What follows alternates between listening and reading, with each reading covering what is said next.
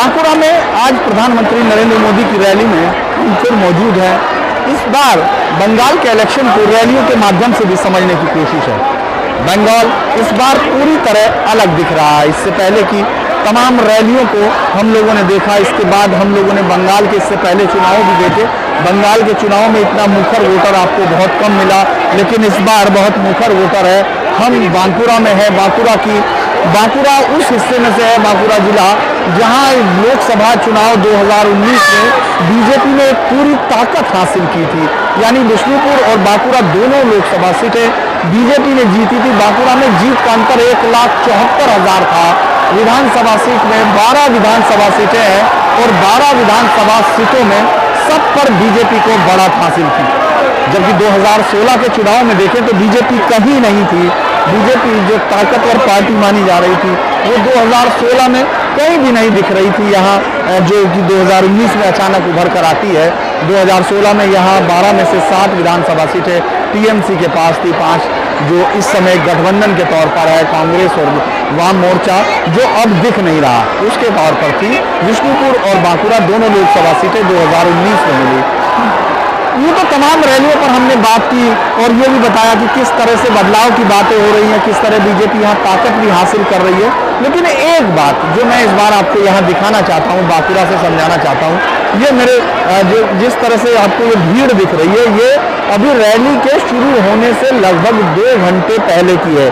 मतलब 1 बजे तो रैली को शुरू होना है और उससे 2 घंटे पहले हम लोग अगर ये देख रहे हैं, और उसमें भी प्रधानमंत्री मोदी शायद 1:30 से 2 बजे के बीच में आएंगे, उसके बाद बोलेंगे।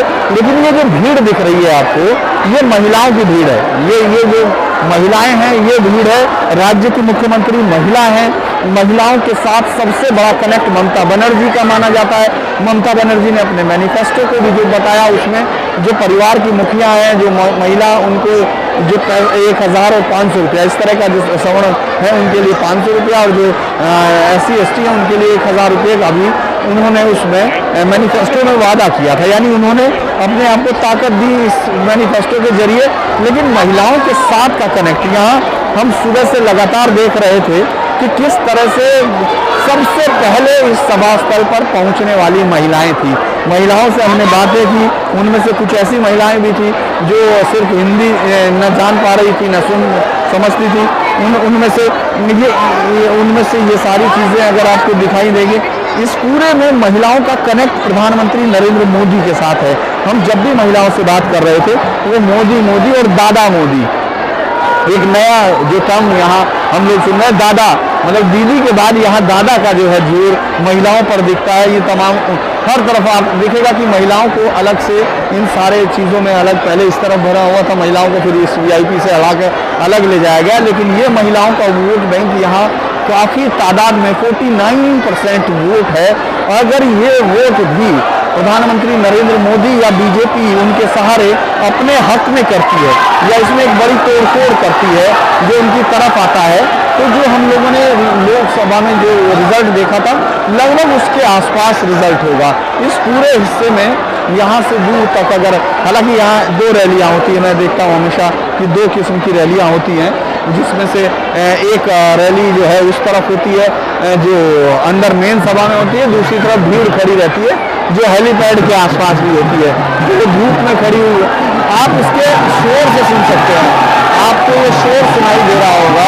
ये शोर इस बात का है कि किस तरह से ये वोटर जो है अपने प्रधानमंत्री नरेंद्र मोदी की रैली में उनके साथ जुड़ा हुआ वोटर है, वो ढोल बजाते हुए आ रहे हैं इससे। क्योंकि इस बार आपने देखा होगा, इस बार चुपचाप नहीं, कमल छाप चुपचाप नहीं, कमल छाप जाके आवाज के साथ है, और कमल छाप पूरा खून के साथ है। 200 से पार ये नारा लगाते हुए ये भीड़ कम से कम ये उत्साह बता रही है कि टीएमसी का जो इस समय ममता बनर्जी को देख रहे हैं, लगातार अपने कंधे पर पूरी रैलियों को ढोती हुई, और उसके साथ साथ पूरी पार्टी को ढोती हुई। और रीजनल पार्टियों के इसमें ये कंसेप्ट भी होता है, क्योंकि व्यक्ति जिस तरह से लोकप्रिय होता है और उसी के दम पर वो पूरी जो पार्टी होती है, क्षेत्रीय पार्टी, वो खड़ी होती है। तो टीएमसी भी उसी तरह है। लेकिन यहाँ एक अपवाद के तौर पर अगर हम प्रधानमंत्री नरेंद्र मोदी को देखते हैं तो कई बार ये लगता है रैलियों में कि मोदी को वोट दे रही है भीड़, क्या मोदी को राज्य के मुख्यमंत्री के तौर पर देखना चाहती है, क्योंकि प्रधानमंत्री नरेंद्र मोदी को यहाँ तमाम लोग दादा के साथ विभूषित कर रहे हैं। और इस अभी देखिए आप, ये पूरी भीड़, ये काफ़ी बड़े पंडाल हैं, 3 बड़े पंडालों को बनाया गया है। ये जो टेलीवेदिया का जो मैदान है, इस मैदान में रैली करना, बड़ी रैली करना होता है। अभी 3 रैलियों के साथ पिछले 3 दिन से मेदिनीपुर में दीदी जमी हुई है, पूर्व मेदिनीपुर में, क्योंकि उनको मालूम है शुभेंदु अधिकारी, शुभेंदु जो उनके खिलाफ खड़े और जो उनके लेफ्टिनेंट इस इलाके में थे, और अधिकारी परिवार जो उनकी पूरी जो पॉलिटिकल क्राउड है उसको यहाँ सस्टेन किए गए था। हालांकि वो पहले से कम नहीं थे, क्योंकि 70 के दशक से अधिकारी परिवार का यहाँ इस क्षेत्र में दबदबा है।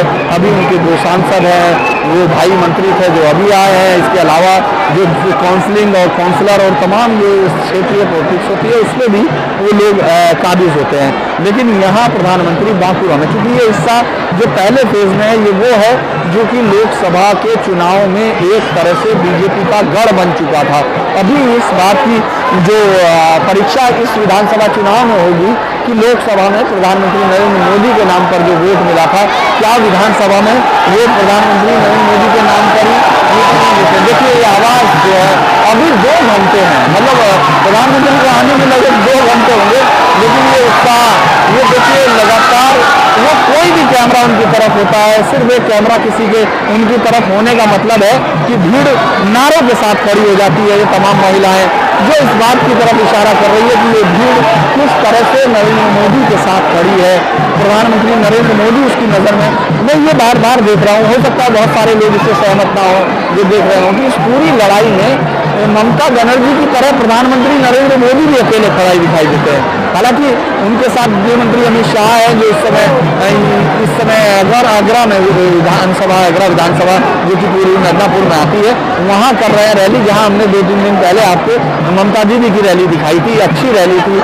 आज उस रैली से ये भी पता चलेगा कि इस भीड़ में क्या था, इस भीड़ से कितना कुछ हासिल हुआ था, और आज उस भीड़ से क्या प्रधानमंत्री मोदी का किस तरह से ये हासिल होता है भीड़ को।